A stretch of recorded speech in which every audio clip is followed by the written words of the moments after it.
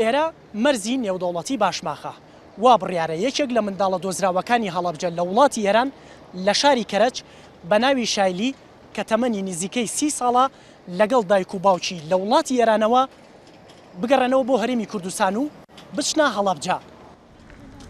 چاوەڕوانی کۆتایی هاتوو شایلی و حسێن و مژگانی دایک و باوکی بە هاوکاری خانەوادەیەکی کوردی قەزای کامێران گەڕانەوە هەرێم. ئەم کچە تاقا منداڵی دایک و باوکە ئێرانیەکەیەتی.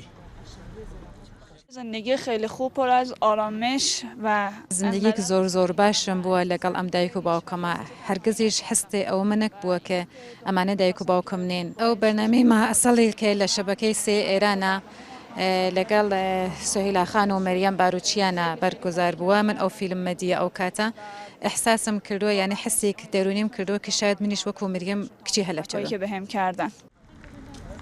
شایلی بە تەمەنی حەوت مانگی لە خانەوادەیەکی بێسەرپەرشتان لە تارانی پایتەختی ئێران درایە دەست حسێن و مژگان. ئەوانیش کە خاوەنی سەرمایەکی زۆر بوون کردیانە کچی خۆیان تا تەمەنی 22 ساڵی.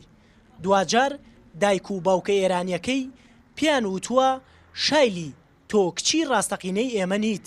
بەڵام دوای ئەو ماوەیەش حسێنی باوکی سەرجەمی سەرمایە و ماڵ و موڵکەکەی لە وڵاتی ئێران کردووە بە ناوی شایلی کچە تاقانەکەیەوە. یه بچه هفت ماهه رو چون بۆ پەروەرشگا کە مناڵێ وەربگرن ئەمان تەمایان بووە کە مناڵی شیرەخۆرە وەربگرن. بەڵام چوونەسە کاتە چوونەسێنە شایلی کە 7 مانگی بووە دایانەسە باوە ژنەکەیەوە ئەمانیش خۆیان شکر کردەوە و شایلیم کامڵەن ئازاد هێشتووە هەر جۆرێ ڕەحەتە بۆ خۆی زندگی بکە بە هەموو کاتە ئێمەش لە خزمەتیە.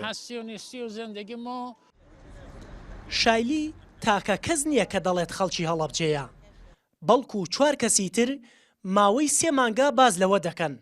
شایلیش لەگەڵ دایک و باوکەکەی جارێک بە گریان و جارێک بە پێکەنینەوە چاوەڕوانی دیاریکردنی چارەنووسیانن لە نێو ئەو 67 خێزانەی کە دەڵێن 100 منداڵیان لە کیمیابارانی هەڵەبجە لە وڵاتی ئێران لێون بووە. من فقط شایلی بچمه، بچه دیگه ندارم. هەموو کەس من لە ناو دنیا شایلیە بەجز شایلی مناڵێک ترمانیە.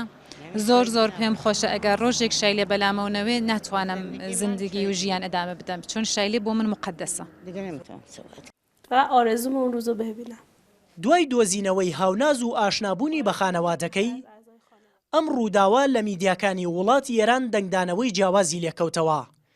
بۆیە شایلیش بڕیاریدا لە ڕێگەی ئەو خانەوادەی هاونازی گەیاندا ماڵی سەرۆکی کۆمەڵەی قوربانیانی کیمیابارانی هەڵەبجە جارێکی تر ئەم کچەش بە هەمان ڕێگا بگەیەنە هەڵەبجە. وریە حەمەکریم NRT 5